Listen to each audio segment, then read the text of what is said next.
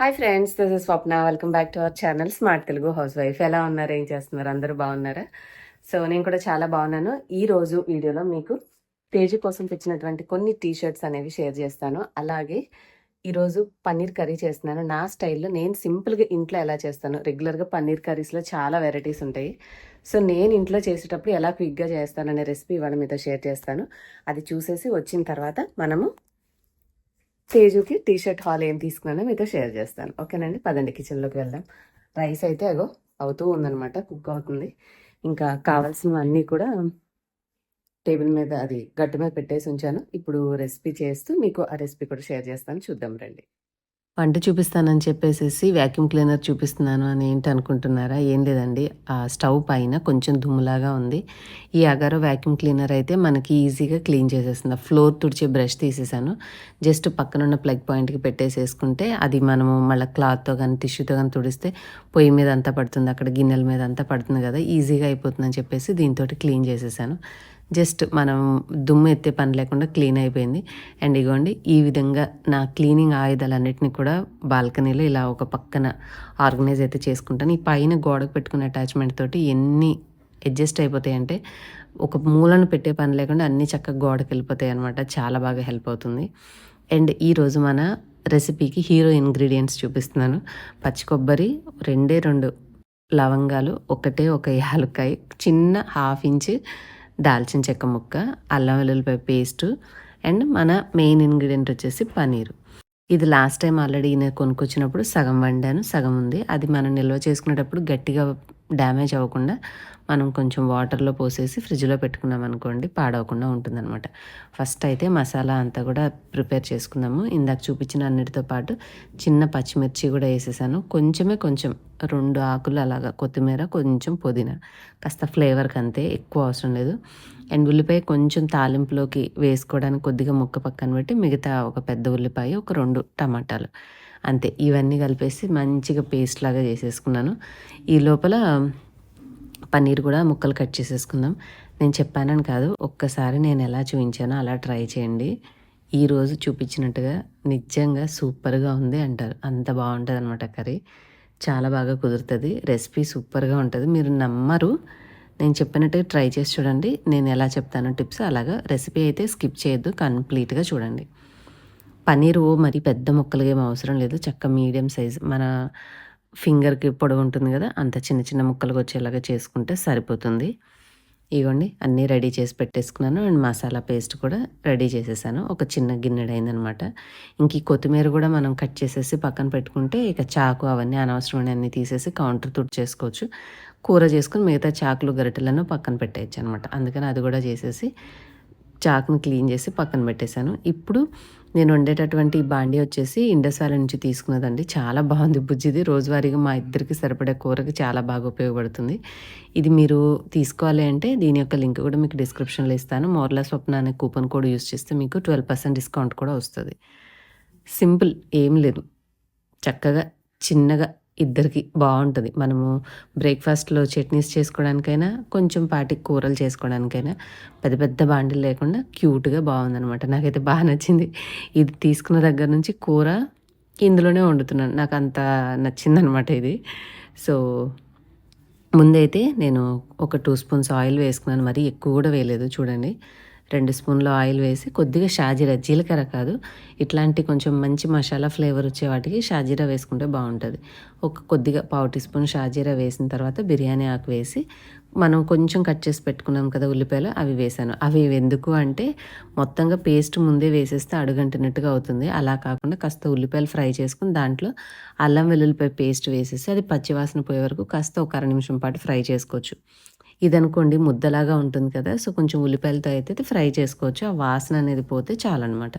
ఒక నిమిషం పాటు అట్లా ఫ్రై చేసుకున్నాక మనకి మంచిగా అల్లం వెల్లుల్లిపాయ పేస్ట్ వేగిన వాసన వస్తుంది కాబట్టి అప్పుడు మనం రుబ్బి పెట్టుకున్న మసాలా పేస్ట్ ఉంది కదండి, అదంతా వేసేసుకోవాలి.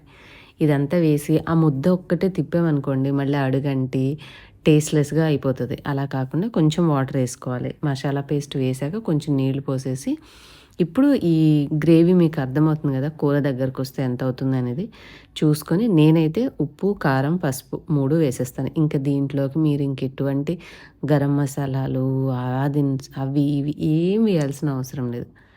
చాలు. ఇప్పటి వరకు మనం యాడ్ చేసినవి చాలు. టేస్ట్ అయితే సింప్లీ ఆసమ్‌గా ఉంటుంది. అన్నీ వేసేసాం కదా, ఉప్పు, కారం, పసుపు. జస్ట్ ఇక అట్లా కలిపేసేసి సిమ్‌లో పెట్టేసేయండి. ఇప్పటి వరకు మీడియం ఫ్లేమ్‌లో పెట్టుకుంటే కొంచెం ఉడుకుతూ ఉంటుంది. ఇక మనకి మంచిగా నిదానంగా ఉడకాలి కాబట్టి మూత పెట్టేసి సిమ్‌లో పెట్టేసి మధ్యలో తీసారంటే ఇదిగోండి ఇలా మంచిగా నూనె తేలాలి పైకి. అప్పుడు మన మసాలా పేస్ట్ అనేది మంచి కమ్మటి ఫ్లేవర్ వస్తూ ఉంటుంది. ఈ టైంలో మనం ఆల్రెడీ కట్ చేసి పక్కన పెట్టుకున్న ఈ పన్నీర్ ముక్కలు వేసేయాలి. ఒక్కొక్కసారి పన్నీర్ ఫ్రై చేస్తూ ఉంటాం కానీ ఫ్రై చేయాల్సిన అవసరం లేదు. చాలా సాఫ్ట్‌గా, జ్యూసీగా బాగుంటాయి అన్నమాట. ఇప్పుడు వీటన్నిటికీ మనం అంటే మంచిగా వండుకున్నటువంటి మసాలా పేస్ట్ అంతా కూడా పట్టేలాగా మంచిగా ఒకసారి అలా జాగ్రత్తగా కలిపి ఒక అర గ్లాస్ నీళ్ళు, అంటే మనకి గ్రేవీ కొంచెం దగ్గర పడ్డాక మళ్ళీ ఇందాక మనం ఎంతైతే రెడీగా ఉందో అంతే అవుతుందనమాట ఎగిరిన తర్వాత.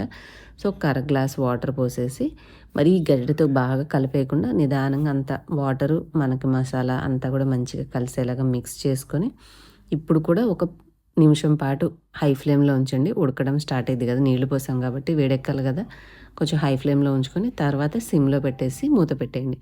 మూత పెట్టే ముందు మనం వేసుకున్నటువంటి వాటర్లో కొంచెం మనం ఇందాక అన్నీ వేసేసాం కదా, ఉప్పు, కారం, పసుపులు. టేస్ట్ ఎట్లా ఉందో ఒక్కసారి చెక్ చేసుకోండి. మరి ఉప్పు తక్కువగా ఉందనుకోండి మనకు ఆ పన్నీర్ పీస్ టేస్ట్లెస్గా ఉంటుంది కాబట్టి కరెక్ట్గా సరిపోయిందో లేదో చూసుకొని కాస్త తక్కువ అనిపించినా ఏం కాదు, ఎందుకంటే నీరు ఎగిరిన తర్వాత దగ్గరకు వచ్చేస్తుంది కదా, మూత పెట్టేసేయండి. మరుగు పట్టేటప్పుడు కలిపేసేసి సింపుల్గా సిమ్లో పెట్టుకున్నారంటే ఒక 3 నుంచి 5 నిమిషాల పాటు మధ్యలో అవసరమైతే అట్లా ఒక్కసారి బాండీ పట్టుకుని కదపండి. ఇక ఒక 5 నిమిషాలు వదిలేసామంటే ఇప్పుడు మీరు చూస్తున్నారు కదా, అలా నూనె పైకి తేలి గుమగుమలాడే పన్నీర్ కర్రీ అయితే పర్ఫెక్ట్గా రెడీ అయిపోతుంది. బగారా రైస్ చేసినప్పుడు ఇది చేసుకుని ఉంటే సింప్లీ వెజిటేరియన్స్కి అయితే ఆసమ్ అనమాట. Protein rich and tasty curry. చూసారు కదా, యమ్మీగా ఉంది. నాకైతే బాగా నచ్చేసింది. ముందైతే నేను లంచ్ ఫినిష్ చేసిన తర్వాత మీతోటి ఇందాక చెప్పిన అమెజాన్ హాల్ అనేది షేర్ చేస్తాను.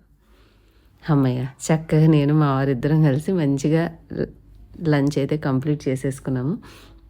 అండ్ ఇప్పుడు తేజుకి తీసుకున్నటువంటి ఈ యొక్క టీషర్ట్స్ వచ్చేసి మనకి ఇప్పుడు అమెజాన్ ఫ్రీడమ్ ఫెస్టివల్ సేల్ అయితే జరుగుతుంది కదండి.